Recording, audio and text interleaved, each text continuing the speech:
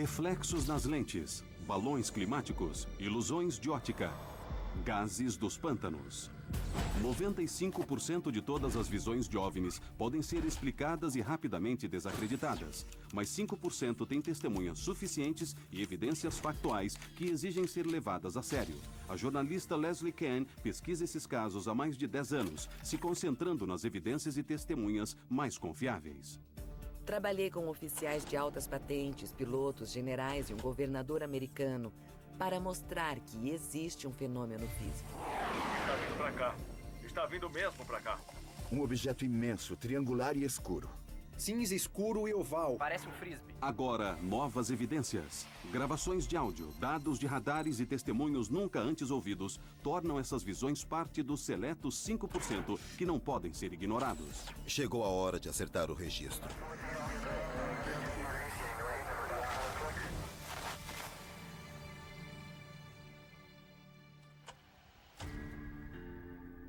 A grande maioria dos relatos de OVNIs são feitos por civis, em casos isolados, com uma ou duas testemunhas, e pode ser facilmente ignorado. Aí vem ele pelo lado. Está vindo na nossa direção. Isso é inacreditável. Mas quando ocorre uma visão em uma base militar americana nuclear armada, no auge da Guerra Fria, e ela é vista por 60 homens da Força Aérea durante 45 minutos, isso exige maior investigação. Temos, então, um oficial relatando o aparecimento de um OVNI diretamente sobre a base mais importante em toda a rede da OTAN. E não há resposta a ele. Acho isso absolutamente surpreendente. Agora, 30 anos depois, testemunhas-chave contam suas histórias impressionantes. A equipe e as testemunhas receberam ordens para tratar a investigação como super secreta. E nenhuma discussão mais foi permitida. Esse é o extraordinário incidente da floresta de Rendlesham.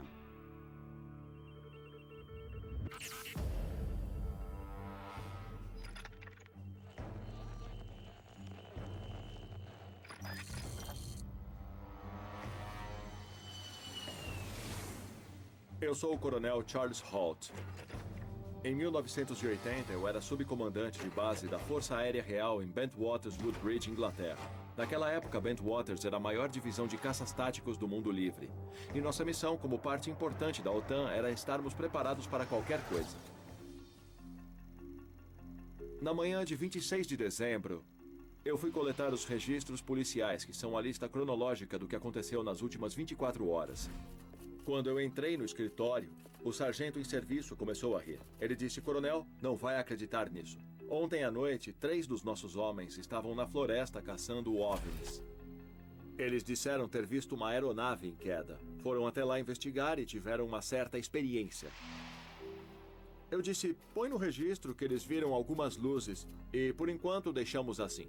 Holt tenta ignorar a história dos OVNIs apesar de rumores crescentes na base sobre uma nave estranha vista na floresta na noite de Natal. Mas em alguns dias, ele é forçado a agir. 2 noites depois, estávamos na festa de Natal, terminando a refeição principal e esperando a sobremesa, quando o tenente em serviço chegou ao comandante da base e disse: "Precisamos conversar. O OVNI voltou." Eu tinha certeza de que ia acabar com aquilo. Então peguei meu gravadorzinho de bolso que carregava para todo lado e um PN-27, que é o medidor Geiger, e nós fomos para a floresta. Mais tarde, em 27 de dezembro de 1980, o coronel Holt leva um grupo de 4 militares, incluindo um comandante de voo e um especialista em prevenção de desastres, para o local onde a suposta nave aterrissou 2 noites antes.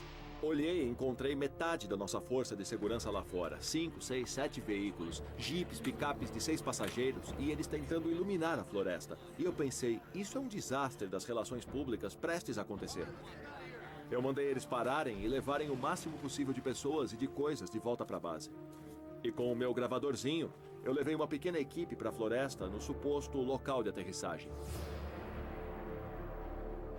Encontramos uma clareira, o que parece uma área devastada aqui. Temos leituras bastante positivas. Esse é o epicentro? É sim.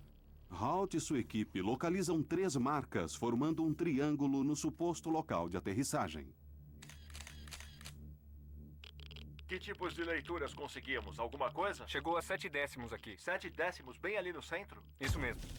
As medições de radiação são 10 vezes acima do nível normal ou natural, sinalizando que definitivamente há mais no local do que Halt notou a princípio. Encontramos marcas de borracha nas árvores do local e alguns galhos quebrados no chão. Quando olhamos para cima, percebemos a copa da árvore acima de nós quebrada. Era óbvio que algo tinha subido ou descido entre as árvores. Enquanto investigamos, também ouvimos os animais do celeiro, as vacas, as galinhas, entrarem num frenesi por um curto período de tempo. Depois tudo ficou em silêncio. Alguém, de repente, percebeu um objeto vermelho brilhante longe na floresta. E eu imediatamente liguei o meu gravador. Você viu uma luz? Espera um pouco, devagar. Onde? Nessa direção aqui, bem em frente, entre as árvores. Lá está ela de novo. Olha, na direção da minha lanterna, aqui. Está lá. Também vi. O que é aquilo? Não sabemos, senhor. É uma luz vermelha pequena e estranha, a pouco mais de 1 quilômetro daqui. Vamos para a beira da clareira para eu dar uma olhada melhor. Enquanto Halt e sua equipe correm para se aproximar, os detalhes do objeto ficam visíveis. Era oval, laranja avermelhado e havia pedaços de metal derretido pingando dele que caíam no chão. E tinha um centro preto, era um preto sólido, e ele piscava quase como um olho. Se movia horizontalmente entre as árvores a mais ou menos 1,5 metro do chão, zigue-zagueando, subindo e descendo. Então, eles buscavam alguma coisa e definitivamente estava sob controle inteligente. A descrição de Halt se encaixa com muitas outras visões de OVNIs. Testemunhas geralmente relatam bolas vermelhas que disparam e buscam como se estivessem sob controle inteligente. Um brilho avermelhado podia ser visto. Mas para Halt e os outros militares, essa experiência estava prestes a ficar bastante estranha. Parece que ele está se movendo um pouco para cá. Está mais iluminado que antes. Está vindo para cá. Está mesmo vindo para cá. Não há dúvida sobre isso. Isso é estranho. Assistimos por uns 2 ou 3 minutos. E de repente, ele explodiu silenciosamente em 5 objetos brancos e tudo desapareceu. Isso deixou todos nós em choque. Eu pensava, nunca vou poder explicar isso. As pessoas nunca vão acreditar. Isso é tão bizarro. Então alguém do grupo olhou para o norte e disse, olha, o que é aquilo?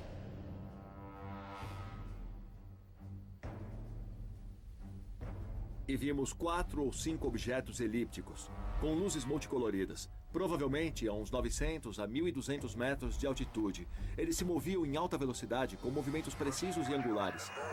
Também vi. O que é aquilo? Ouvimos muitas conversas nos rádios e tivemos dificuldade o tempo todo também. Tinha muita interferência. Alguns diziam que eles enviavam um feixe de luz para a área de armazenamento de armas. E ficamos muito nervosos com o que acontecia. Se move rápido. Esse à direita está se afastando também. E os 2 vão para o norte. Tá bom. Aí vem ele do sul. Ele vem da nossa direção. De repente, um vem por cima e para. Ele envia um feixe de luz aos nossos pés. Quando o feixe desceu, ficamos bem parados. Acho que ninguém se mexeu. Todo mundo ficou em choque. E passava pela minha cabeça, deve haver algum motivo para isso. Isso é uma comunicação? Isso é uma arma? É um aviso?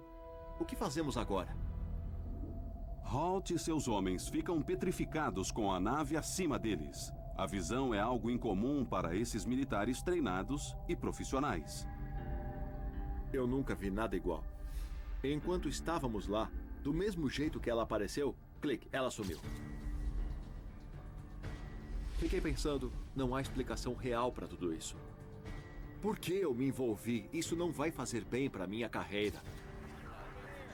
Mais de 60 homens da Força Aérea dizem ter visto um OVNI durante as 2 noites do incidente de Henderson. De acordo com testemunhas, isso realmente sacudiu a base. Foi durante a Guerra Fria. Era um posto nuclear avançado. E era uma invasão. Uma questão de segurança nacional tanto para britânicos como para americanos. Como oficial no comando, Halt devia relatar o evento aos seus superiores. Então ele fez um breve memorando esperando pôr fim à questão. Devido à localização da base na Inglaterra, o memorando é direcionado ao ministro da Defesa britânico, que rapidamente conclui que o evento não tem significado para a defesa e encerra o caso. E ele continuaria assim por mais de uma década. Meu nome é Nick Pope. Eu trabalhei para o ministro da Defesa por 21 anos. E no início da década de 90, eu analisei o projeto OVNI. Meu trabalho era investigar as visões e determinar se havia alguma evidência de ameaça em potencial ao Reino Unido. Em 1994, Nick Pope inicia uma revisão do caso encerrado do incidente da floresta de Rendlesham. Uma coisa que me chamou a atenção foi a aparente falta de qualquer resposta formal ao relatório do Coronel Halt. Era um dos oficiais de maior patente dando seu relato, fazendo um relatório sobre a aterrissagem de um OVNI na proximidade de duas das bases mais importantes em toda a rede da OTAN. E não há uma resposta a ele. Acho isso absolutamente impressionante. Pope começa um estudo exaustivo de 3 anos, revelando vários erros na investigação, incluindo uma confusão sobre a jurisdição. O incidente da floresta de Rendlesham envolvia as bases gêmeas Bentwaters e Woodbridge. Claro que eram bases da Força Aérea dos Estados Unidos, mas em solo britânico. Então, houve uma confusão total sobre quem seria o responsável. Outro problema era que o local de aterrissagem não tinha sido imediatamente isolado.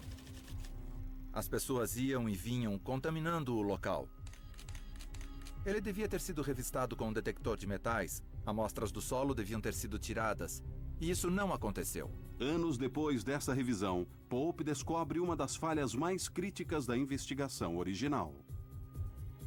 Eu observava a questão se o OVNI teria sido ou não rastreado no radar. Uma das testemunhas disse que, por um instante, surgiu um alvo não identificado sobrevoando as bases por umas 2 ou 3 passagens do radar. E depois ele desapareceu. Mas quando os americanos fizeram o relato ao Reino Unido, a data estava errada. Então, claro que o ministro da Defesa olhou a noite errada.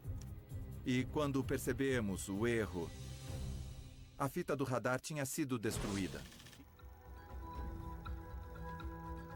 Para mim, a investigação original estava irremediavelmente errada. Mas Pope iria além de simplesmente detalhar as falhas na investigação original. Logo, ele encontraria uma testemunha que chegou quase a tocar numa dessas incríveis naves. E produziu imagens impressionantes de um OVNI como nunca vistas antes.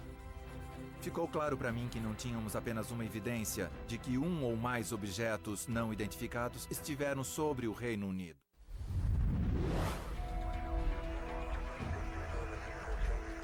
Logo depois do Natal de 1980, mais de 60 homens da Força Aérea testemunham o que descrevem como várias naves desconhecidas sobre as bases gêmeas da OTAN de Bentwaters e Woodbridge, na Inglaterra.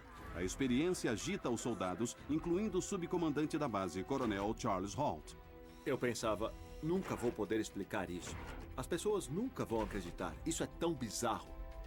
A aparição nunca foi oficialmente explicada, deixando que as testemunhas questionassem o que viram até quase uma década depois, quando Nick Pope, um funcionário do Ministério da Defesa britânico encarregado das investigações do OVNI, inicia a revisão do caso da visão agora notória. Então ficou claro para mim que a investigação original estava irremediavelmente errada. Incomodado com as falhas, Pope aprofunda a investigação. Em 1994, ele entrevista um homem que se tornaria uma testemunha-chave do caso, o sargento James Peniston, aviador americano encarregado da segurança. 2 dias antes da visão do Coronel Halt, o sargento Peniston também tinha visto um OVNI. Ele e 2 outros aviadores tinham se aproximado desse objeto. E ele se aproximou o suficiente para fazer desenhos espetaculares.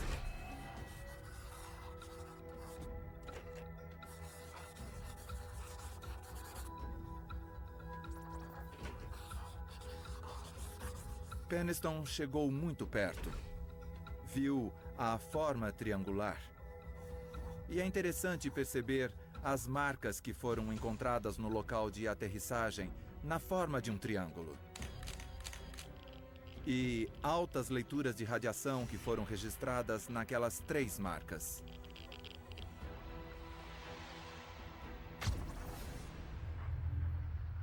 Quando nós 3 nos aproximamos da nave, começamos a ter dificuldades com o rádio. O ar ao nosso redor ficou carregado eletricamente e sentíamos isso nas roupas, na pele e no cabelo. Nada no meu treinamento me preparou para o que eu vivenciei. O sargento Peniston observou a nave por quase 45 minutos. As informações mais intrigantes são os estranhos símbolos que vemos ao lado, que ele disse lembrarem um pouco os hieróglifos egípcios. Ele desenhou isso em seu caderno.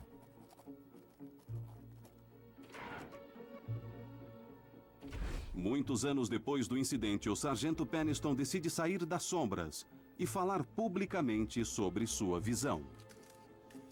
Mais de 80 homens da Força Aérea, todos observadores treinados, testemunharam a decolagem.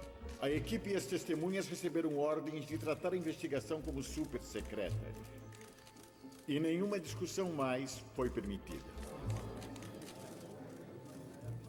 Acho que, analisando bem o incidente da floresta de Rendlesham, ficou bem claro que tínhamos uma evidência de um caso de OVNI convincente. Um ou mais objetos não identificados estiveram sobre o Reino Unido. O incidente da floresta de Rendlesham agora é considerado uma das visões de OVNI mais conclusivas da história e inclui várias características arquetípicas presentes nos casos mais críveis de OVNIs. Naves triangulares e achatadas que se movem silenciosamente e aceleram instantaneamente a velocidades irreconhecíveis. É um marco com o qual todos os outros casos de OVNI são comparados. E quando você junta todos os casos que envolvem militares de alto nível, oficiais do governo, pilotos, casos que foram oficialmente investigados, você tem um grupo de evidências que simplesmente não pode ser ignorado. Tem uma coisa muito estranha. Mas o que acontece quando uma cidade inteira testemunha um OVNI que dizem ter o tamanho de 2 ou 3 campos de futebol? Tinha a forma de um bumerangue. Um objeto grande e preto vindo em nossa direção. Achei que eu fosse desmaiar porque fiquei fascinado olhando aquela coisa. Eu acho que ele tinha 1,5 km. Em 1997, milhares de pessoas em Phoenix, no Arizona, testemunharam uma nave enorme. Essas luzes pertencem a visitantes do espaço? Foi passado na televisão. Então, as pessoas saíam de suas casas e olhavam para o céu. Novas evidências foram apresentadas em um dos casos de OVNI mais longos da história. Pra falar a verdade, foi uma loucura. Travamos completamente. As explicações oficiais são dissecadas. A Força Aérea declarou que fogos foram lançados por volta das 10 da noite. Mas os relatos de testemunhas chegaram mais de 1 hora antes desses fogos. Usar essa desculpa é um deboche do que as pessoas disseram ter visto. E um ex-governador faz uma confissão inesperada. Eu sabia mais sobre as luzes sobre Fênix do que contei. Essas são as luzes de Phoenix.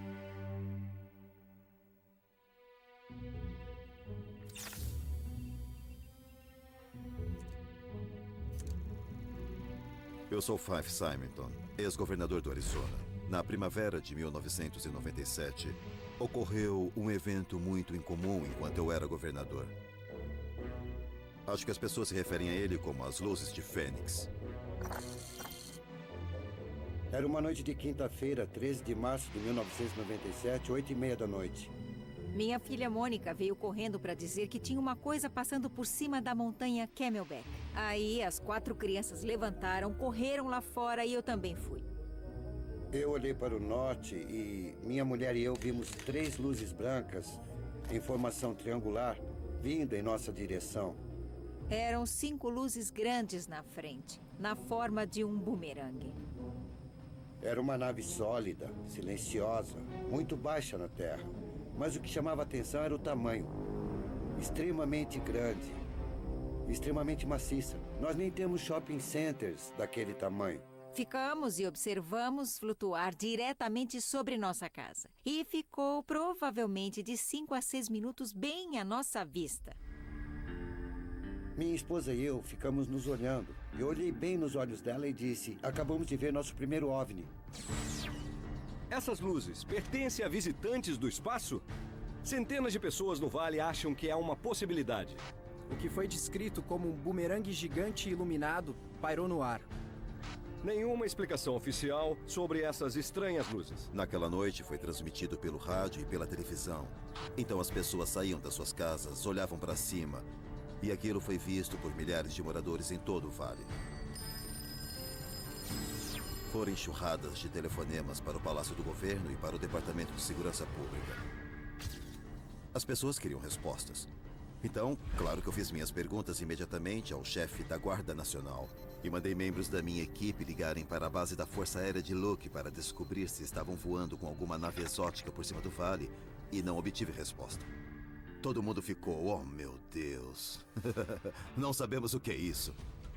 Algo de estranho aconteceu nos céus sobre o Arizona, que ainda não foi totalmente explicado. É o que os entusiastas dos OVNIs chamam de uma grande visão. Pilotos dizem ter visto no ar, mas os radares militares não captaram nada. Seja o que for, muita gente em Phoenix olhou para os céus esta noite. Nas semanas seguintes ao incidente, mais de 700 testemunhas deram relatos às autoridades locais e ao Centro Nacional de Relato de OVNIs, uma organização privada em Seattle, Washington. Essas testemunhas incluem pilotos, policiais e militares de carreira.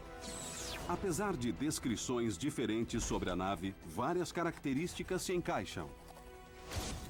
Era um objeto sólido e maciço, não apenas luzes, na forma de um delta ou de um triângulo. E não fazia barulho enquanto se movia por cima do vale. Mais importante, ele foi visto de vários pontos por testemunhas em todo o distrito, num total de 106 minutos. Estávamos literalmente deitados na grama olhando para cima. Era um objeto sólido, bem sólido. Uma coisa que não dá para explicar. De verdade. Foi um grande evento visto por milhares de pessoas no estado do Arizona. E elas esperavam uma resposta real do governo. Você pode imaginar a histeria crescente em nossa comunidade. Pelo que tinha acontecido e pelo que iríamos fazer a respeito. Eu vou ordenar uma investigação completa desses fatos. Vamos fazer todas as investigações necessárias. Vamos até o fim e vamos descobrir se realmente foi um OVNI. Eu estava sondando, tentando ter respostas, mas nos canais oficiais, todos negavam ter visto, o que me deixou perplexo. E a vereadora Barwood assumiu a liderança. Ela ligou para o senador John McCain. E o senador foi a primeira pessoa a tirar alguma coisa da Força Aérea. Guarda Nacional do Arizona, em Phoenix. A Força Aérea diz ao senador McCain que as luzes foram fogos de alta intensidade estourados pela Guarda Nacional entre 9h30 e 10 da noite. Mas, já que as visões começaram às 8h15 da noite, mais de uma hora antes dos fogos serem emitidos, e numa parte diferente da cidade de onde o OVNI foi visto, isso não explica o que muitas testemunhas viram. Eles foram emitidos em torno das 10 da noite. Eles estavam no sudoeste de Phoenix. Eles nem estavam na cidade, nem no distrito. O que minha esposa e eu vimos aconteceu às 8h30. Parece que esse grande objeto surgiu às 8h30. As autoridades decidiram que era melhor fazer alguma coisa para acobertar, então fizeram um show de fogos às 10. O que confunde é que as luzes que foram mostradas na TV naquela noite eram mesmo os fogos. Essas luzes pertencem a visitantes do espaço. Porque o vídeo do noticiário foi feito por volta das 10, quando os fogos foram lançados. Aqueles estranhos pontos de luz. Mas isso não explica o que todas as testemunhas viram. Os fogos foram lançados mais de 2 horas depois das visões terem começado. Foram 2 eventos separados. Espalhando mais dúvidas sobre a explicação da Força Aérea, há o registro nunca antes ouvido de um telefonema feito por um aviador na base da Força Aérea de Luke para o Centro Nacional de Relatos de OVNIs na manhã de 14 de março. Parece que recebemos um chamado do aeroporto de Prescott Valley. Um pequeno aeroporto aqui ao norte, dizendo que um objeto quase bateu num Cessna. A chamada foi feita às 8h32. Encontraram algo sobre Phoenix, Arizona, numa área da 7ª Avenida com a estrada Indian School. Eles não sabem o que era. De acordo com o aviador, a base da Força Aérea de Luke enviou 2 F-15 para investigar o incidente logo depois das 8h30 da noite. Ele falou com um dos pilotos de F-15 depois de seu retorno, descrevendo-o como visivelmente trêmulo. Eu nunca tinha visto o piloto desse voo ter medo. Ele estava apavorado, ele não sabia o que era. Sua declaração foi de que eles seguiram essa nave. Ela seguiu numa linha reta em direção ao aeroporto de Sky Harbor, que é um dos nossos principais aeroportos, em aproximadamente 5.500 metros, descendo a 3.500. Ele viu luzes diferentes em um padrão triangular. As primeiras 3 luzes estavam numa formação triangular e depois a outra luz estava a uns 400 metros, também do lado leste do triângulo. Isso apavorou ele. Depois que aterrissaram nas bases, nós travamos completamente. Tudo enlouqueceu e o lugar foi fechado. Apesar do testemunho chocante, a Força Aérea nega categoricamente o encontro. Mas, como no caso Henderson, tentativas oficiais de negar a visão não têm sucesso. Era uma história que não terminava. E o governador sabia que teria que falar disso. O governador Fife Symington está determinado a descobrir o que eram aquelas luzes. Logo, as luzes de Phoenix ganhariam projeção nacional e o governador Symington faz sua confissão assustadora. Eu sabia mais sobre as luzes de Fênix do que contei. E agora tragam o acusado à sala para que possamos ver quem é o culpado. Chegou a hora de acertar o registro.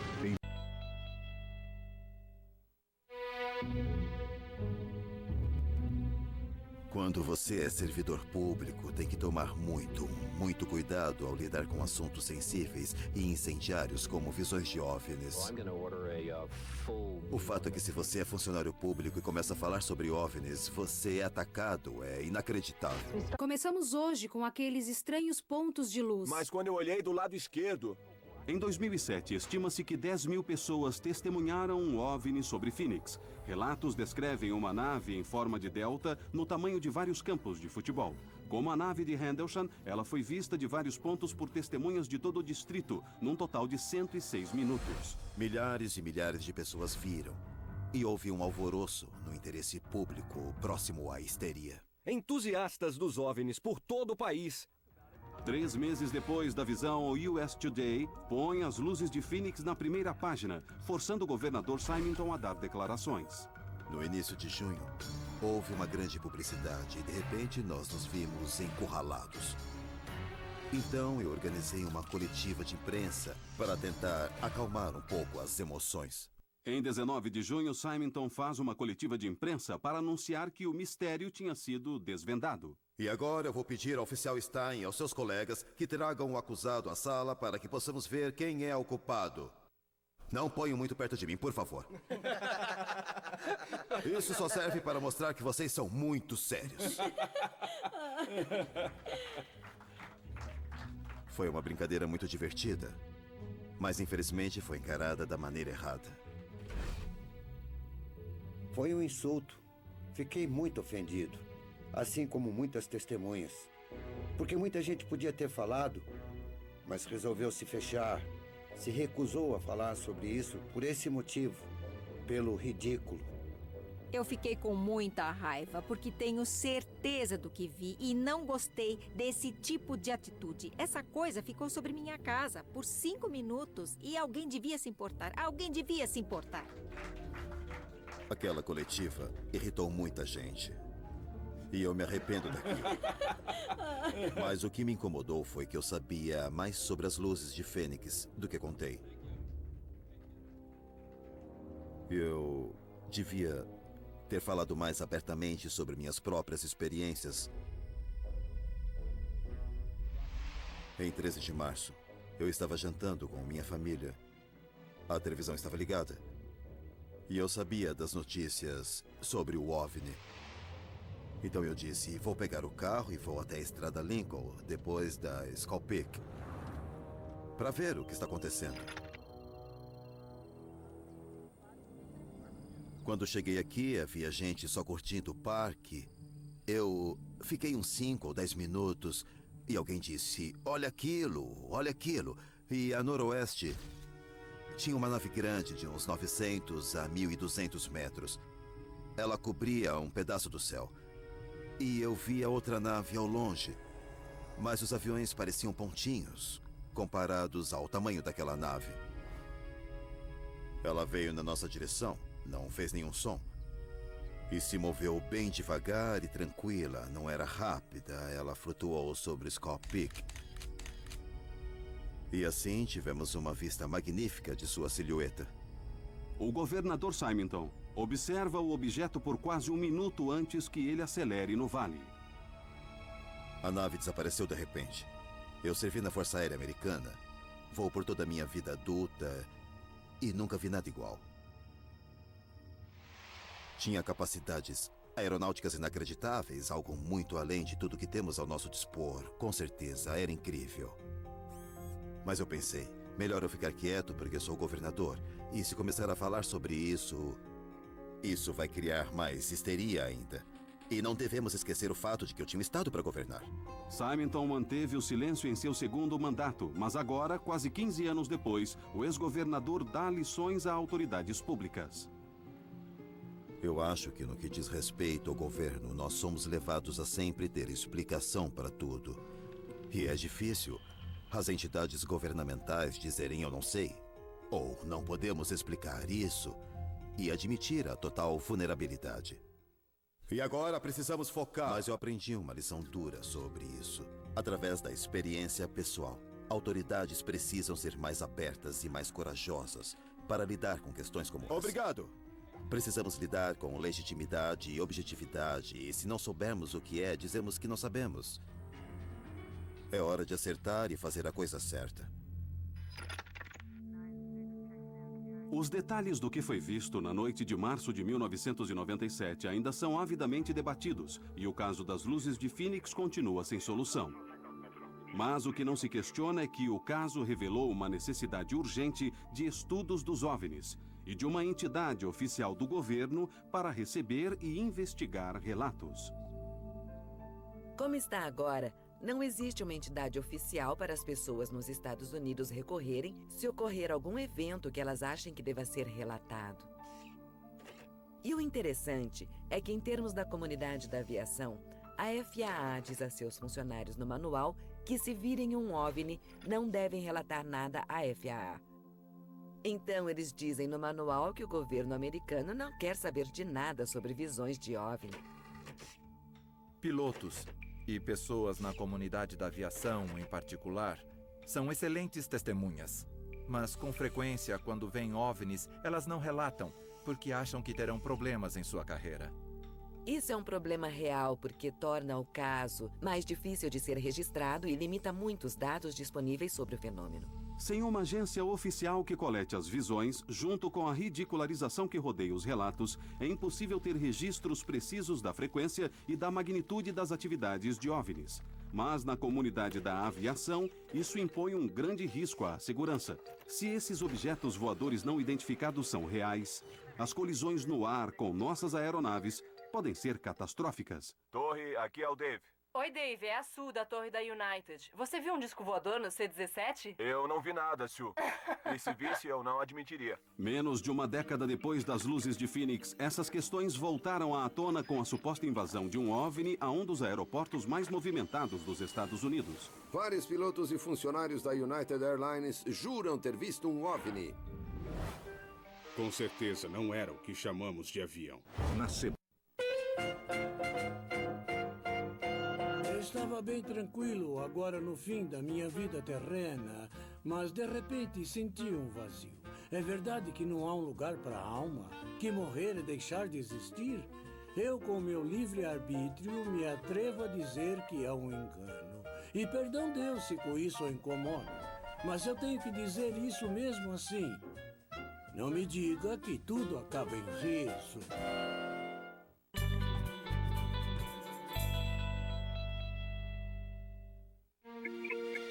Relatos frívolos e sensacionalistas de OVNIs explodiram pela internet, tornando mais difícil que nunca separar os confiáveis dos questionáveis. Em resposta a isso, vários especialistas aplicam rigorosos padrões investigativos e científicos para avaliar evidências desse fenômeno. Entre eles está a jornalista veterana Leslie Kean. Eu pesquiso os OVNIs há uns 10 anos. Sempre concentrada na informação principal, factual. Evidências de radares, fotográficas, físicas, que foram estudadas em laboratórios. E não em materiais orientados por conspirações que circulam por aí pela internet. Em janeiro de 2007, me chamou a atenção uma história incrível que saiu na primeira página do Chicago Tribune. Vários funcionários da United Airlines viram um objeto em forma de disco. Ele parecia um disco metálico flutuando por sobre o terminal da United Airlines, especificamente sobre o portão C-17. E era a hora do rush, uma tarde movimentada por volta das 4h30. Ele foi visto por muitas pessoas em terra. Foi visto por pilotos, tripulantes, gerentes, por pessoas que manobravam aviões por perto. Ele foi estimado em 20 a 27 metros.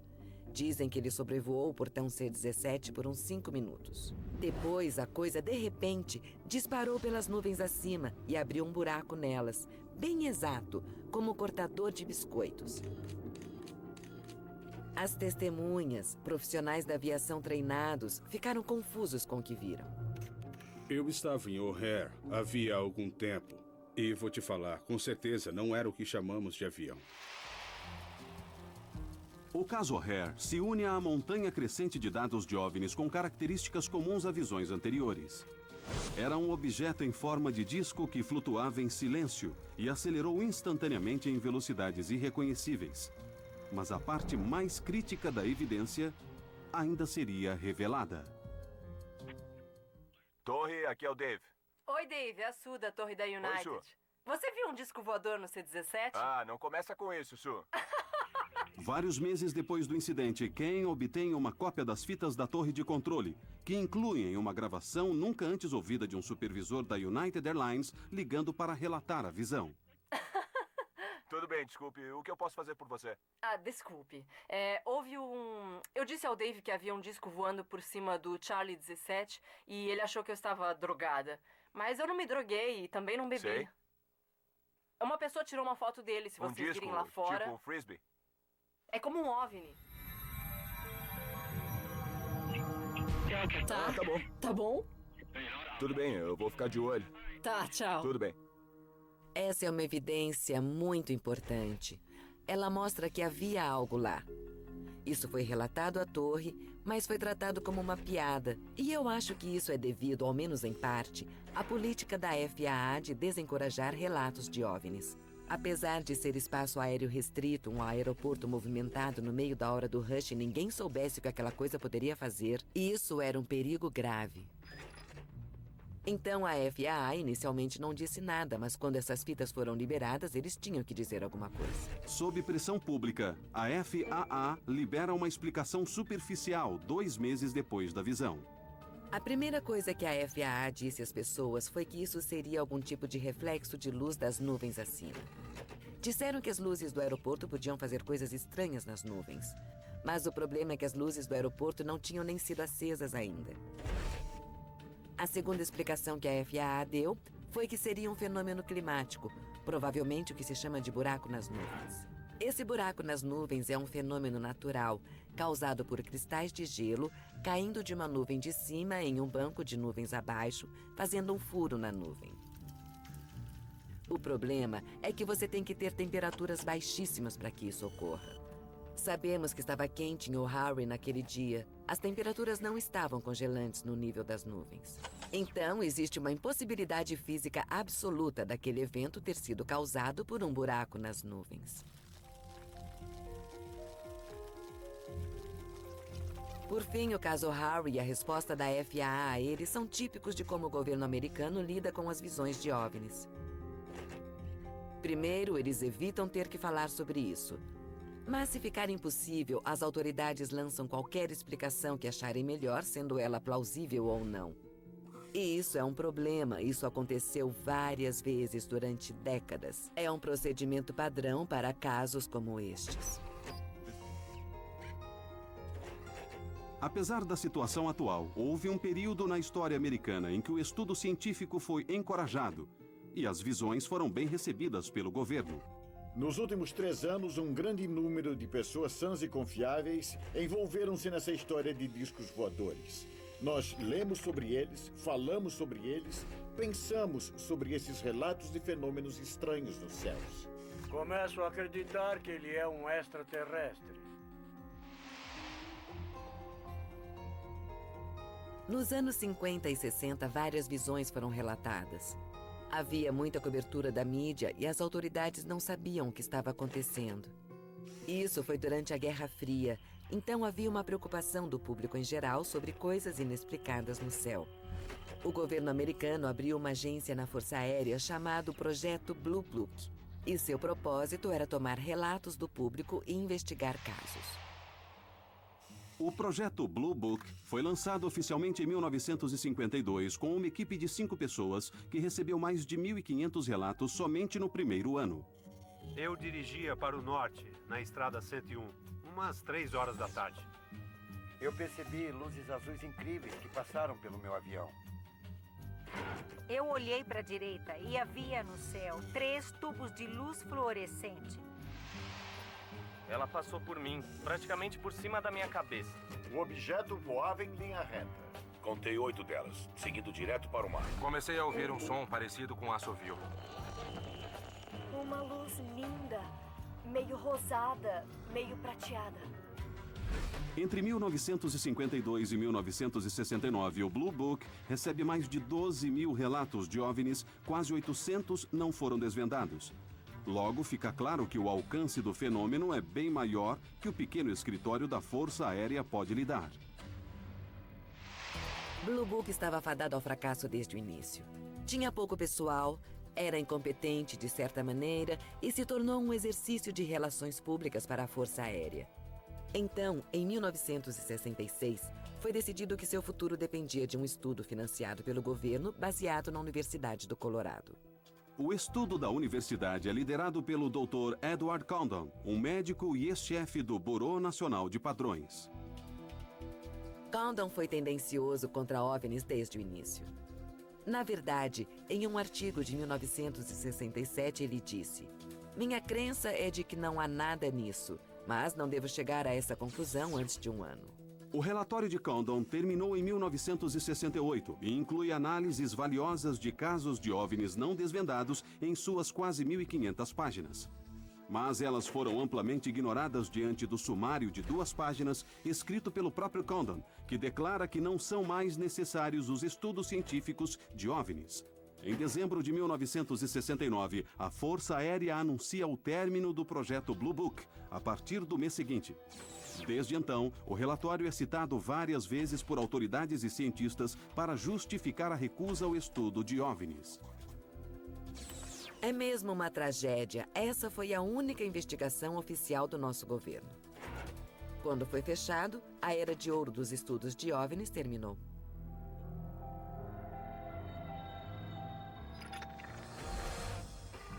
Desde 1970, muitos casos desafiariam as afirmações por trás do término do Blue Book. Mas uma visão de 1986, perto de Anchorage, no Alasca, daria evidências que deviam ser levadas a sério. Aqui é o 1-2. Em outro equipamento, confirmamos que há 2 objetos voando em torno de sua esquadra 1550. Onde ele está? Está seguindo ele? Parece que sim. Nesse caso, um capitão com 30 anos de experiência em voo põe sua reputação em jogo, relatando uma nave enorme que o segue por quase 1 hora. Um encontro que renderia o mais longo dado registrado de um OVNI até hoje. Evidência que seria levada até a Casa Branca. Eles estavam todos animados, então eu perguntei o que ele achava que seria e ele disse: um OVNI. Meu nome é Richard Haynes e eu sou cientista pesquisador da NASA desde 1967. Meu interesse em fenômenos aéreos não identificados tem mais de 30 anos.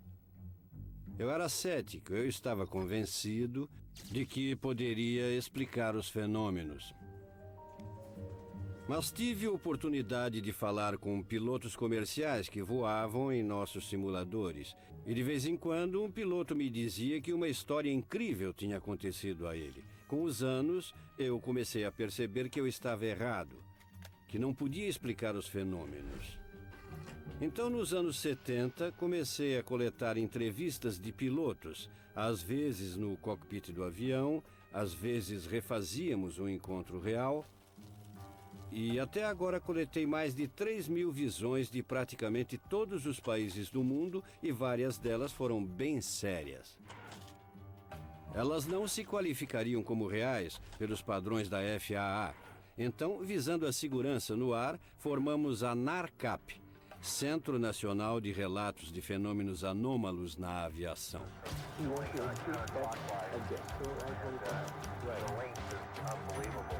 A NARCAP é um centro de relatos para pilotos e controladores de tráfego aéreo que queriam dar relatórios de suas visões de maneira totalmente confidencial.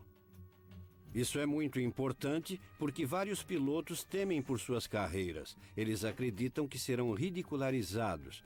E a implicação é de que se você vê algo num voo, não é competente para pilotar a aeronave, o que é absurdo. Temos que contornar essa situação. Aqui é o 1-2. Em outro equipamento, confirmamos que há 2 objetos voando em torno de sua esquadra 1550. Em 1986, a NARCAP sabe de uma visão próxima a Anchorage, no Alasca, que se tornaria um dos casos mais conhecidos registrado por um piloto. Um investigador importante nesse caso foi o ex-chefe de divisão da FAA, John Callahan. Eu era o gerente da divisão de investigação e avaliação de acidentes da FAA. A regra era, caso algo acontecesse, quer fosse uma notícia ou um acidente, tínhamos que saber antes que a poeira baixasse. Num dia de janeiro de 87, eu recebi uma chamada da região do Alasca. Parecia que um OVNI tinha perseguido um 747 japonês pelos céus por 31 minutos. E a mídia descobriu isso e agora queria mais informações. Eles não sabiam o que dizer. Então eu mandei dizer que estava sob investigação. Mandei que reunissem todos os dados, as fitas de áudio, as fitas de computador, as fitas militares e que enviassem tudo pelo voo noturno para o centro técnico da FAA em Atlantic City. Callahan reúne uma equipe de analistas da FAA que sincroniza o radar com a transmissão do rádio do piloto. O resultado é registrado nesse vídeo por Callahan e se torna pista essencial para se desvendar o caso. Tá, vamos lá. Centro de Anchorage, Japan Airlines, 1628. Temos 2 naves na nossa frente a 1,5 km.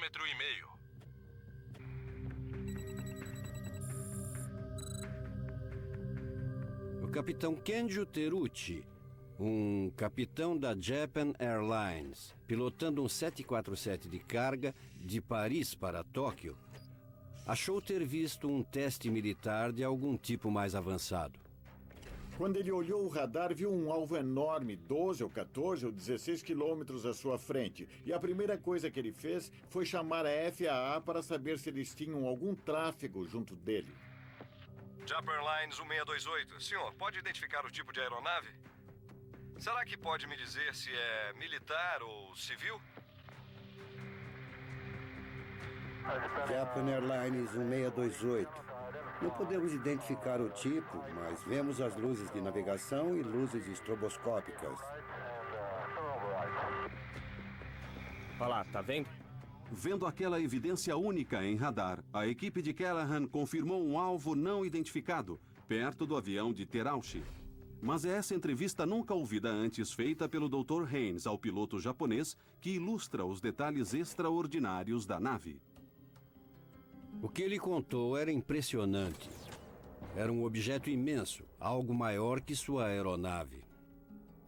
Grande, forma de uma noz, do tamanho de 3 ou 4 porta-aviões. Tinha luzes vindo dele e uma nave pequena ia e vinha da nave grande. Quanto tempo levou para sair da posição da frente? Foi extremamente rápido. Eu estava olhando para elas, mas meus olhos não seguiam o movimento. O capitão Teruchi não escondeu seu medo. Ele disse que estava com medo. Ele e seu copiloto estavam esperando uma colisão e se seguraram. Foi sério desse jeito. O controlador de Anchorage claramente levou a visão a sério, porque seu próximo passo foi confirmar o alvo não identificado com a base da Força Aérea de Elmendorf. Tá, parece que estou recebendo algum retorno. Não sei se é falso ou não. Negativo. Não é falso. Eu quero que mantenha o rastro e veja se pode captar um código e verificar se não tem nenhuma aeronave operando nessa área. Afirmativo. Não temos ninguém aí em cima agora. O militar vê aqueles alvos. O controlador do radar vê aqueles alvos. De acordo com o piloto, era uma grande nave aqui que se manteve com ele por um tempo. Jumper Airlines 1628. Senhor, vou pedir que faça uma virada de 360 graus para a direita e me avise como fica seu tráfego. Entendido, 360. Quando o capitão Terucci se aproximava de Fairbanks, ele recebeu permissão para dar uma virada de 360 graus. Ele queria tentar escapar daquele objeto que estava do seu lado esquerdo. Sua posição era de que o objeto continuaria seu voo adiante, e ele viraria para a direita e se afastaria. Nós achamos que tinham sumido porque só podíamos ver nossas luzes de retorno. Eu lembro que pensei que como foi ótimo que nada tivesse nos acontecido. Então, quando nos dirigimos para Anchorage, vimos ela de novo. E ela nos seguiu por toda a volta de 360 graus. Em outro equipamento, confirmamos que há 2 objetos voando em torno de sua esquadra, 1550. Onde ele está? Está seguindo ele? Parece que sim. Enquanto Terucci fez sua volta de 360 graus, o objeto fez o círculo com ele. O que é muito interessante, porque ele precisa estar bem mais rápido que o avião para conseguir. Então o fenômeno tinha que estar sob controle, talvez controle inteligente para manter a localização precisa com aquele avião.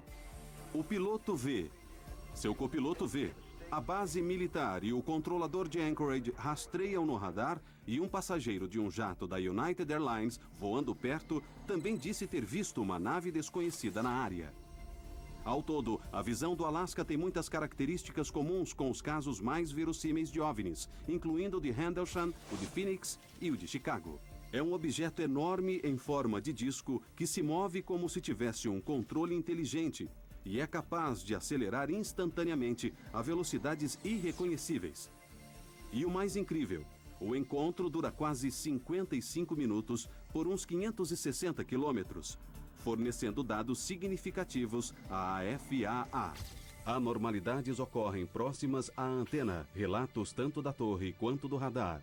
Eu fiz um mapa com a análise que explica tudo em torno do 747. E até um cego pode ver que há um alvo lá. Mas achei que era uma aeronave furtiva. Imagina se alguém acredita em OVNIs. Quando Callahan voltou a Washington, uma reunião foi marcada com a equipe científica da Casa Branca para uma revisão dos materiais. Eram 3 cientistas da equipe do Reagan, 3 caras que disseram ser da CIA, e eu passei a fita 3 vezes para eles. Em outro equipamento, confirmamos que há 2 objetos voando. Quando o vídeo terminou, eles estavam todos animados, estavam babando. Estavam ansiosos para pôr as mãos em todos aqueles dados. Essa era a primeira vez que eles tinham mais que alguns minutos de dados de radar para analisar. E então o cara da CIA chega e diz: esse evento, apontando para um monitor de TV, nunca aconteceu. Nós nunca estivemos aqui. Vamos confiscar todos esses dados e você vai jurar segredo. E eu disse: o que você acha que é? Eu ainda acho que é um avião. E ele disse: é um OVNI. 2 meses depois da reunião de Callahan, a FAA libera uma explicação oficial para a visão que, como nos casos de Phoenix e Chicago, busca desconsiderar o fenômeno. Eles disseram ser um sinalizador. Era um alvo fantasma, seria um reflexo. Nunca aconteceu. Mas os pilotos japoneses não viram alvos fantasmas, eles não viram reflexos, eles não viram sinalizadores. Nós só vemos um ponto ou um traço no radar. E temos que confiar no que diz o piloto. O piloto estava lá. Eu vi vários pontos, vi várias pequenas luzes. Capitão Terauchi decide ir a público falar desse encontro, arriscando a sua reputação pessoal. Por sua disponibilidade em preencher formulários e ser entrevistado, A Japan Airlines decidiu que ele não voaria mais. Então o capitão Terrucci foi designado para o trabalho interno. Esse caso ilustra o que está em jogo. Até o governo americano mudar sua política sobre as visões de OVNIs, as testemunhas sempre terão medo de mostrar evidências críticas e importantes. É assim que a ciência progride. Deve-se permitir que pessoas descrevam aberta e honestamente o que veem. Nunca vamos chegar ao fundo desse fenômeno se não tivermos uma abertura. Hoje em dia, se você vai a sites como o YouTube, você vê vários tipos de vídeos de OVNIs. E há uma grande quantidade de vídeos falsos. Fotos que foram modificadas por vários programas de computadores, e é quase impossível você reconhecer alguma coisa entre tudo aquilo. As únicas imagens que são importantes são as que foram profundamente analisadas e examinadas para que saibamos que são genuinamente objetos voadores não identificados. Um dos vídeos de OVNI mais vistos na web, com mais de 17 milhões de visualizações no YouTube, é esse, que dizem ter sido feito no Haiti em 2007. Junto com outras imagens recentes online, ele intrigou os observadores de OVNIs. Mas com os avanços nos softwares de efeitos especiais, ficou cada vez mais difícil distinguirmos entre as imagens reais e falsas, tornando os especialistas em efeitos especiais uma voz valorosa sobre o assunto. Sou Doug Trumbull, faço filmes que tenham a ver com efeitos especiais de ficção científica. Eu trabalhei em 2001, Odisseia no Espaço, Contatos Imediatos do Terceiro Grau, Blade Runner, Star Trek, o filme. Então, eu faço naves-mães, naves espaciais e OVNIs. Temos uma situação agora em que todo mundo que tem um laptop pode fazer um OVNI falso. Eu posso fazer um OVNI falso com o meu celular. E isso se espalhou por todo lugar. Eu acredito, pessoalmente, que há algo bastante real, mas nunca vi uma fotografia que eu não pudesse reproduzir, falsificar digitalmente, oticamente ou fotograficamente e fazer ela parecer real. Então, eu sou o meu maior inimigo em relação a essas coisas, porque eu sei o que é possível. Numa pausa em seu mais recente projeto, Trumbull dá sua opinião sobre a autenticidade do vídeo de 2007 no Haiti. Eu acho muito bom, mas eu não acredito que seja real, mas eu acho que é um efeito especial muito bem feito, porque há movimentos de câmera bem dinâmicos. Eles encaixam o movimento regular da câmera com o movimento do objeto. Parecem ser trajetórias balísticas parecidas com as de nave-mães. Tudo faz sentido, como se voasse numa formação. Mas há várias coisas acontecendo aqui que denunciam a ilusão de certa forma. Deixa eu parar aqui. Olha essas duas palmeiras. Elas são idênticas. Essa copa, aquela copa, essa copa, aquela copa. Isso é uma composição de uma palmeira posta em 2 lugares. Então, é a mesma árvore 2 vezes. Isso não acontece na natureza. É absolutamente impossível. Há outras coisas acontecendo, como quando a coisa passa pelas árvores. Apesar de parecer ser uma luz bem clara, ela não afeta as copas em nada. Devia haver mais luz refletindo nas copas das árvores, uma luz piscando e alguma interação, mas não há porque isso é bem mais difícil de fazer. Então, bom trabalho. Mas eu não acredito. Enquanto veranistas com câmeras de vídeo podem topar com provas irrefutáveis de OVNIs no futuro, já há imagens de fenômenos cientificamente testados e amplamente aceitos. Várias pessoas confirmaram que tiveram visões múltiplas e prolongadas de objetos voadores iluminados e em forma triangular. As visões belgas do final dos anos 80 e início dos 90 são as mais difundidas da história, com mais de 2.000 relatos bem documentados e pesquisados de pilotos, policiais e militares. Achei que era uma invasão do nosso espaço aéreo. Temos que descobrir porque é uma questão de defesa aérea. Uma epidemia de visões de OVNIs de 18 meses intrigou o governo belga e levou a comunidade científica à evidência de OVNI mais conclusiva até hoje. Eu olhei e disse, oh meu Deus, é demais. Minha sensação na hora, devo admitir, era de que era falso.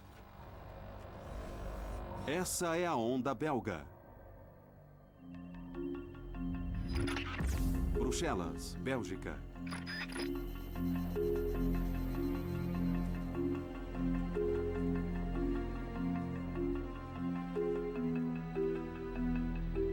Meu nome é Patrick Ferry e eu fui um dos fundadores da SOBEPS, que é uma associação sem fins lucrativos dedicada ao estudo de fenômenos aeroespaciais.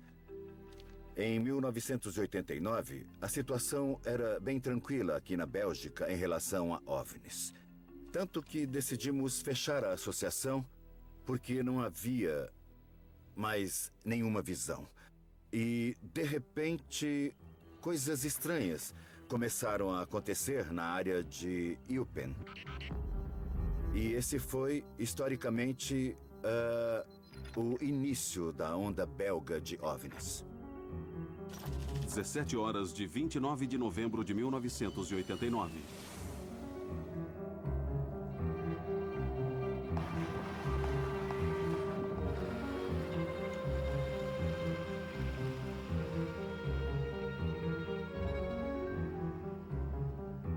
Meu nome é Albert Kreutz.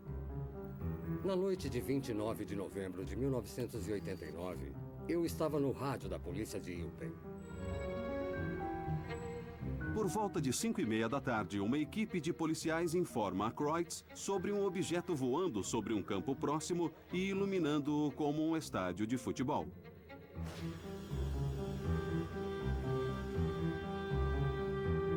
Eu brinquei com eles, já que era final de novembro, de que era Papai Noel chegando. Aí eles gritaram: "Olha pela janela de cima e você vai ver."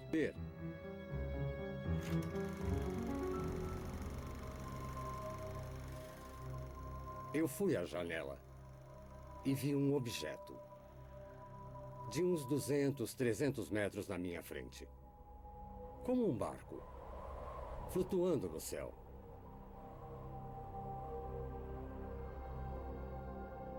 Era magnífico de ver. E isso me fez pensar que não estamos sozinhos na Terra. No universo. Eu achei aquilo lindo.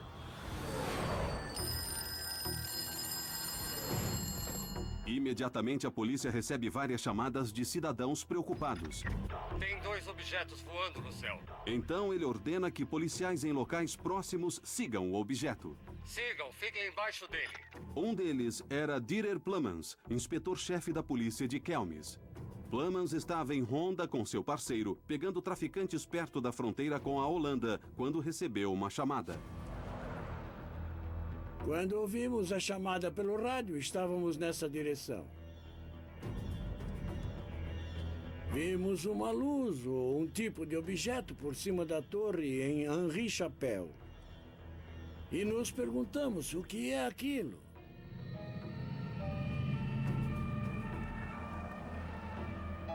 Eu disse a eles que perseguissem o objeto e observassem.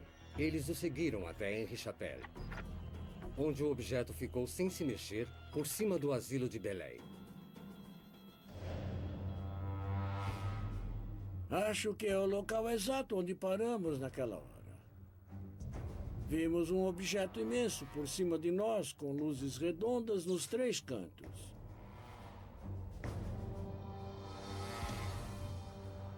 E em algum ponto, um objeto bem menor saiu por trás. Ele tinha uma luz vermelha que piscava junto com a luz maior. Plummans e seu parceiro observam os objetos por vários minutos e, de repente, a bola vermelha volta para a nave maior. O objeto subiu e depois foi embora.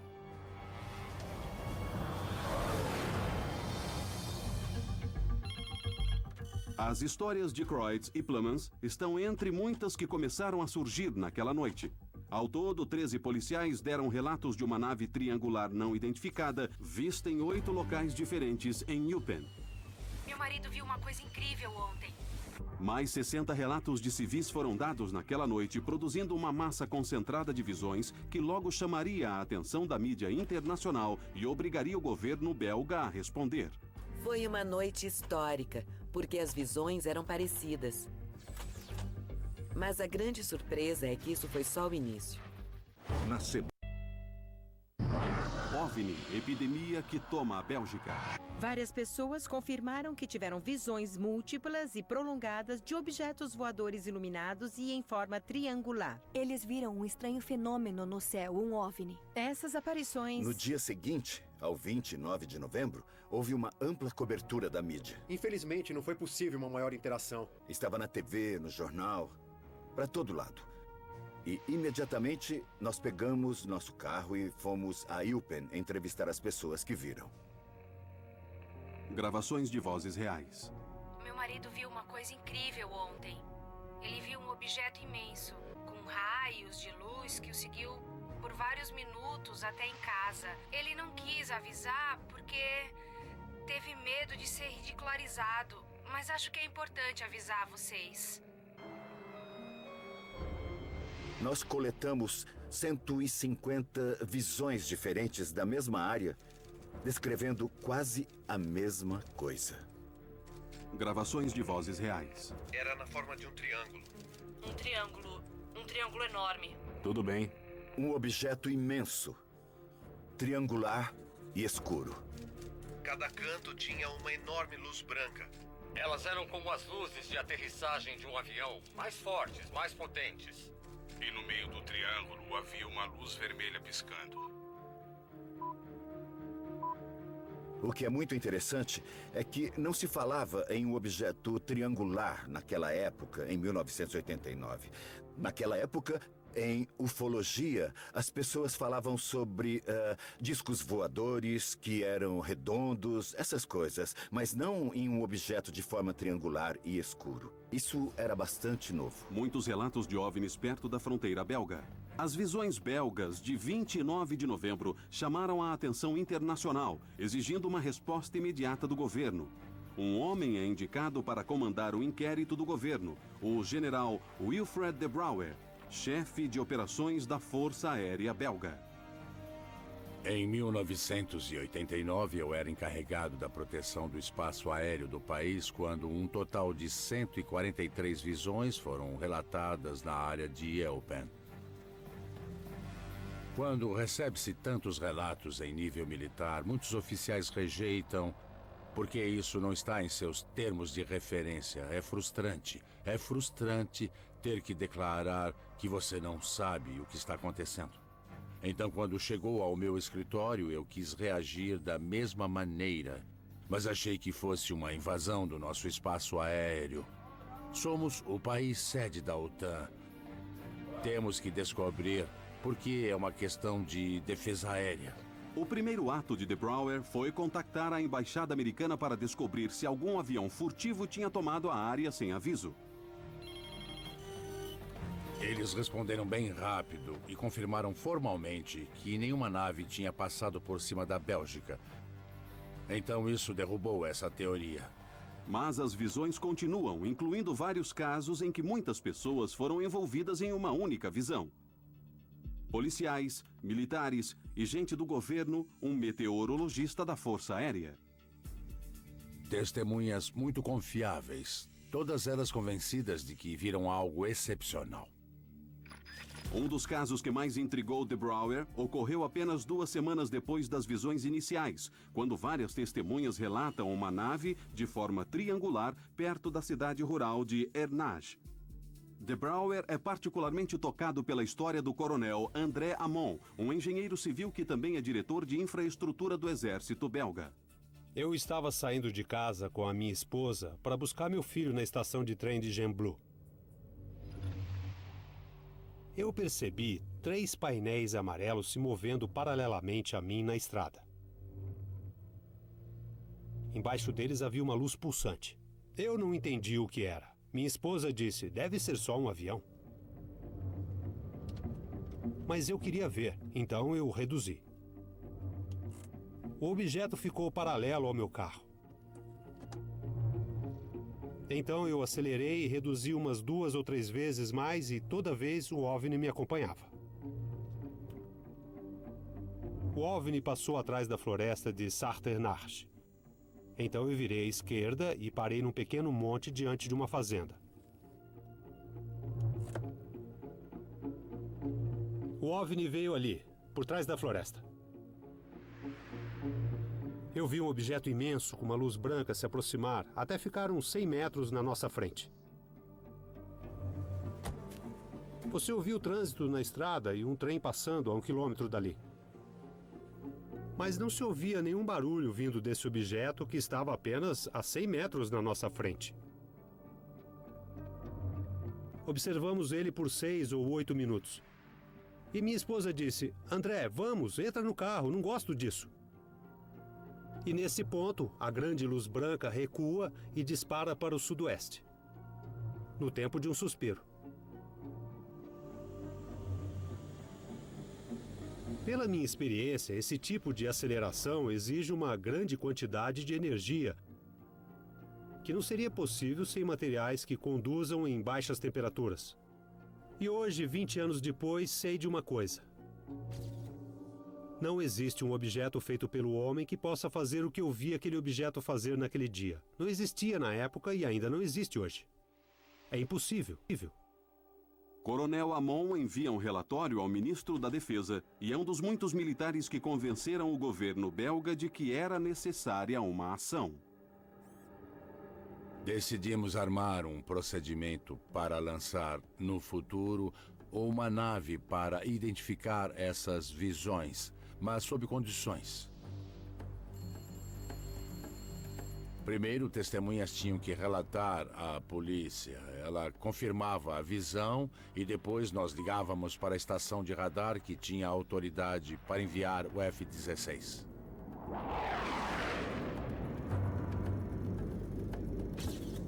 Eu sou Yves Milbergs. Em 1990, eu pilotei um F-16 no Esquadrão 350 na Bélgica. Bom, nós soubemos da onda de OVNIs, particularmente nas regiões de Liege e de Eupen. 1h de 30 de março de 1990. Na noite de 30 de março de 1990, a unidade de Milbergs é informada de visões de OVNIs em torno da cidade de Leuven.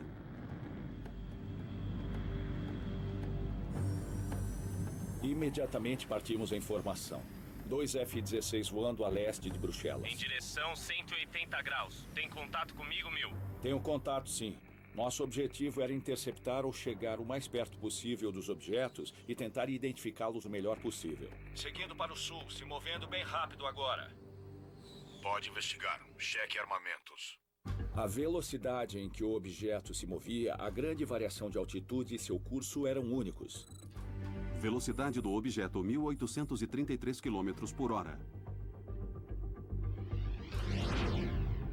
Em combate aéreo, estamos habituados a ver objetos se moverem muito rápido. Mas nesse caso, as variações eram incomuns, o que provava que estávamos lidando com um objeto muito diferente de uma aeronave. Perdi contato agora. Coletiva de imprensa, Força Aérea Belga. Aqui vocês podem ver que o vetor do objetivo está em 300 graus, a velocidade está em 1.833 quilômetros. Isso é uma velocidade normal? Não, a velocidade normal de um avião nessa altitude é por volta de 650 e 740 quilômetros. Sob pressão de uma imprensa e público famintos, De Brouwer faz uma coletiva de imprensa para discutir o voo de Milbergs. Essa é uma velocidade de 1.870 quilômetros e foi a maior velocidade que registramos. Os F-16 registraram objetos que voavam em velocidade normal, mas de repente viravam e aceleravam em velocidades que eram mais altas que a velocidade do som. Isso não pode ser feito por nenhuma nave convencional. As acelerações levam o objeto de 280 km a 920 em questão de segundos. Infelizmente, só um dos radares de nossos F-16 gravou informações suficientes para a análise. O que significa que não podemos comparar as fitas para excluir a interferência eletromagnética, que é um reflexo de um objeto, às vezes no chão, que pode passar pela atmosfera e ser captado pelo radar do F-16. Então não temos 100% de certeza de que era realmente um objeto.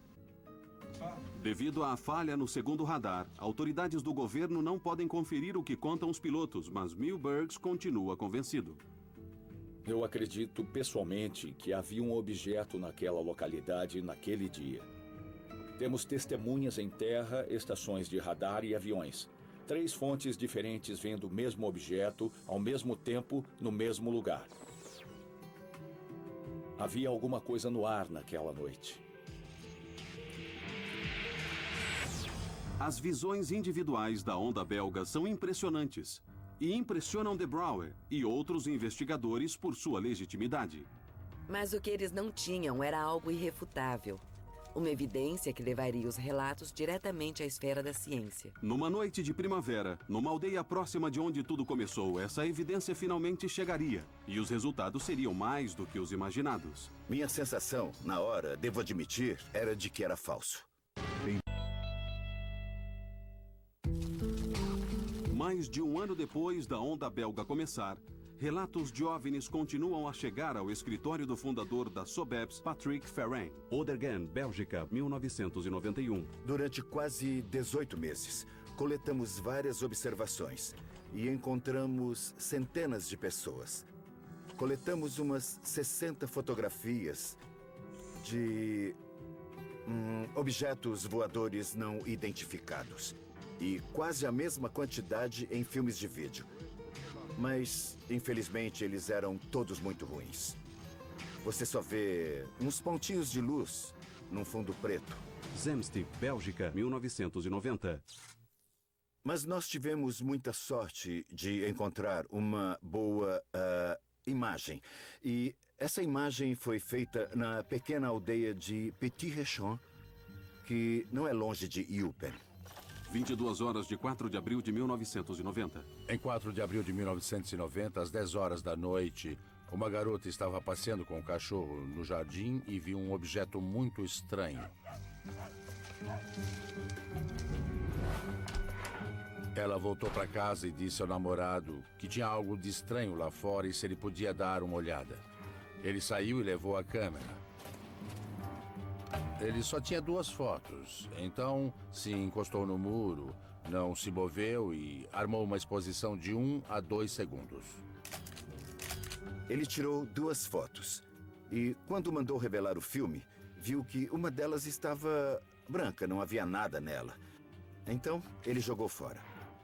Mas a segunda era interessante. Ele viu 3 luzes e uma coisa vermelha no meio. Mas foi só isso. Petit Rechon original. Eu recebi o original na época. Olho para ele e digo, oh meu Deus, é demais. A minha sensação na época, devo admitir, era de que era falso. Então, construí uma pequena maquete e tentei reproduzir o que havia nos slides. Imediatamente entendi que não era uma maquete. Então, nós decidimos ir até alguém que fosse especialista em análise digital. Alguém que tivesse as ferramentas certas para detectar e para provar se aquilo era falso ou não.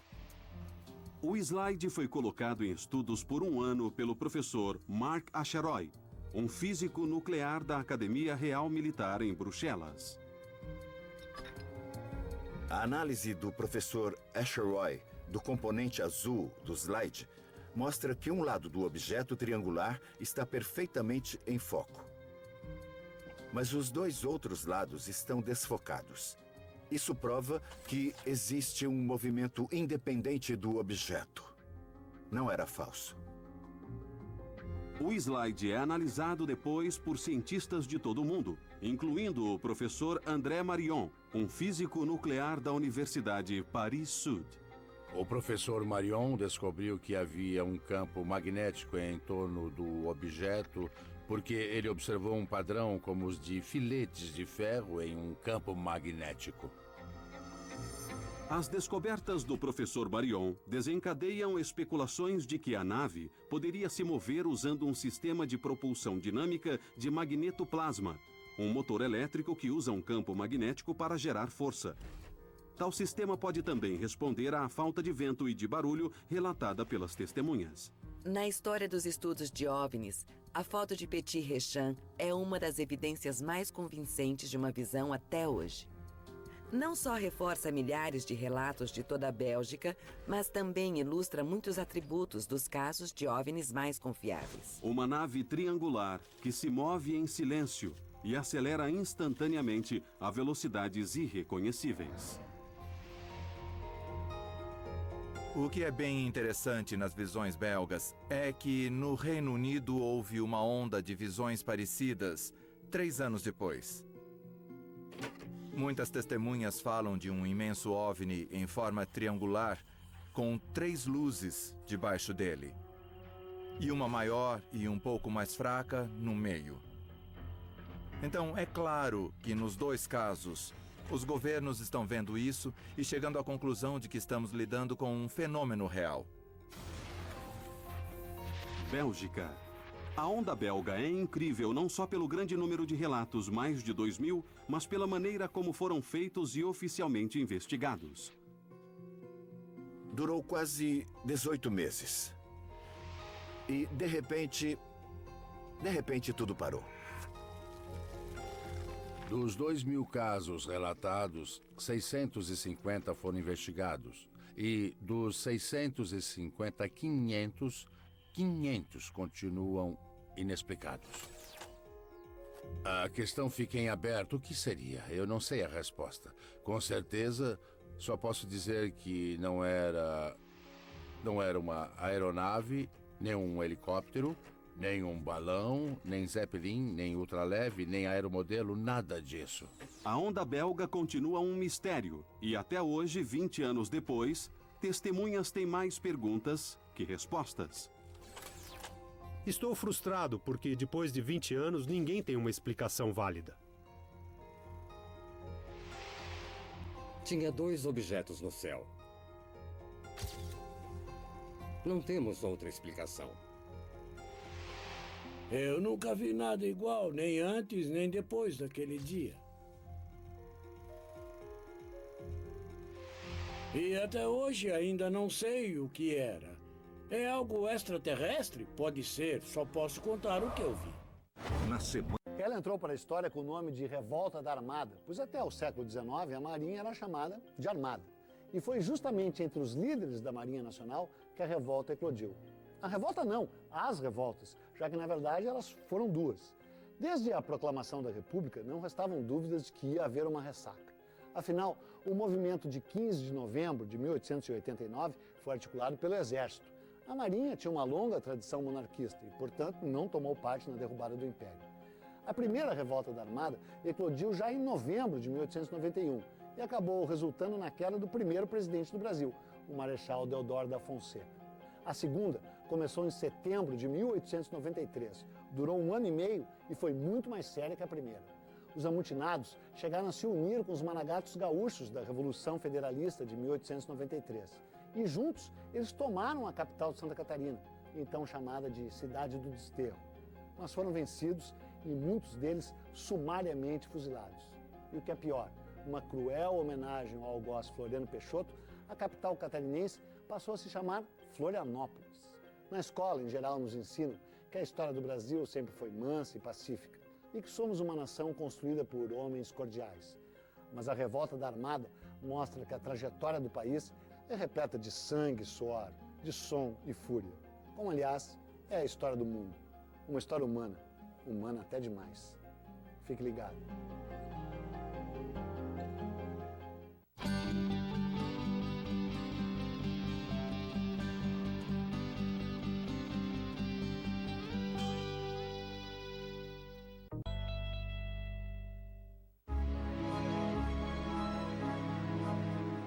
Para milhares de testemunhas da onda belga e muitas outras que documentaram encontros em bases militares, grandes aeroportos ou em céus sobre grandes cidades, só há uma conclusão.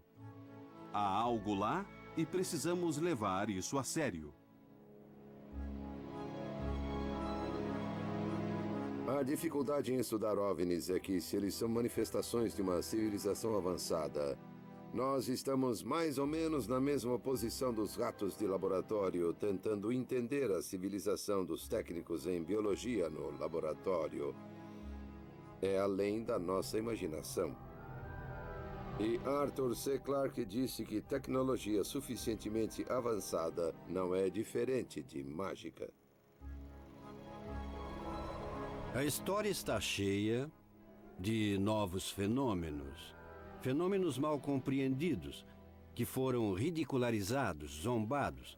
Por quê? Porque a ciência não teve chance de examiná-los ou não quis examiná-los por vários motivos. Temos que mudar essa situação. Temos uma propensão em nossa cultura a ridicularizar as visões de OVNIs. É um problema e precisamos ser mais maduros sobre isso no país. Sabe, nem tudo são luzes de aviões, balões meteorológicos e truques. Há fenômenos reais aqui. Isso é uma coisa que a comunidade científica devia observar. Ela devia se engajar nisso. Potencialmente, isso teria muita coisa a nos ensinar.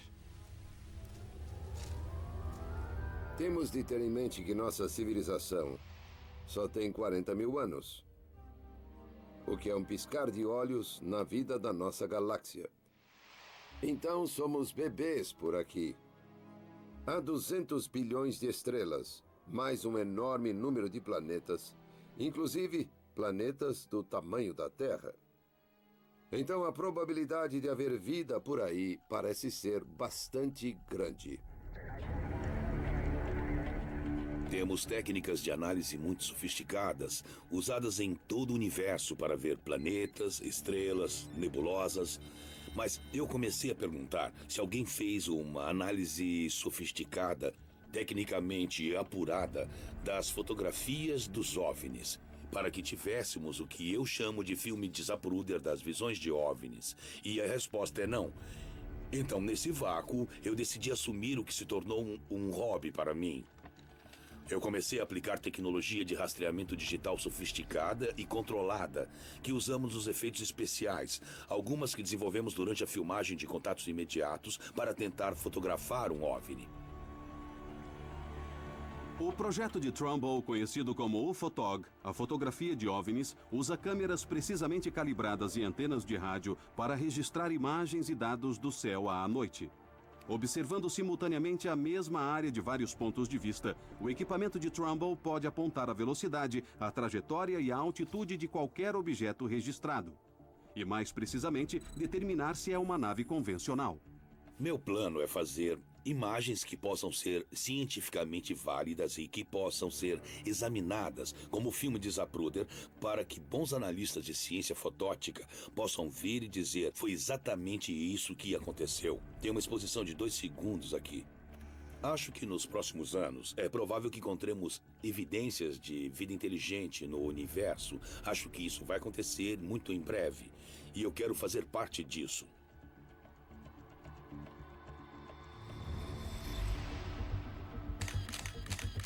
É uma época bem animadora para se estar envolvida na pesquisa de OVNIs. Há maior chance de capturarmos dados mais exatos. Mas também temos que ter extremo cuidado, mantendo os padrões bem altos.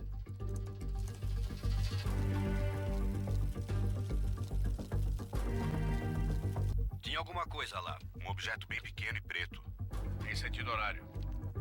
Então vocês não têm uma nave naquela área? Afirmativo, não temos ninguém voando lá agora. Eu dirigi ao norte na estrada 101. Dentre esses casos de OVNIs mais confiáveis de nossa geração, ouvimos histórias em primeira mão que não podem ser ignoradas. Um comandante de base da OTAN, um chefe de divisão da FAA, pilotos condecorados, policiais, um ex-governador. Todos puseram suas reputações em jogo para dar testemunhos do que eles, a princípio, não queriam aceitar. Juntos com as evidências coletadas de dados de radares, a fotografias e gravações de rádio nunca antes ouvidas, essas visões apresentam casos que não podem ser ignorados. É o acúmulo de evidências de pilotos, generais, autoridades do governo, que prova, na minha opinião, que temos um fenômeno físico real que não foi explicado. hora de recebermos essa informação e os novos relatos mais abertamente. Aqui é o comandante. Ele estava morrendo de medo. Eu não sei o que era. Tinha a forma de um bumerangue. Um objeto imenso, triangular e escuro. Do tamanho de 3 ou 4 porta-aviões. E veio direto na nossa direção sem fazer um barulho. Ele estava sob algum controle inteligente. Tá vindo pra cá. Tá mesmo vindo pra cá. 3 tubos de luz fluorescente. Cinza escuro e oval. Parece um OVNI. Parecia que alguém tinha feito um furo na nuvem. Ele desapareceu de repente. Não há dúvidas. Isso é estranho.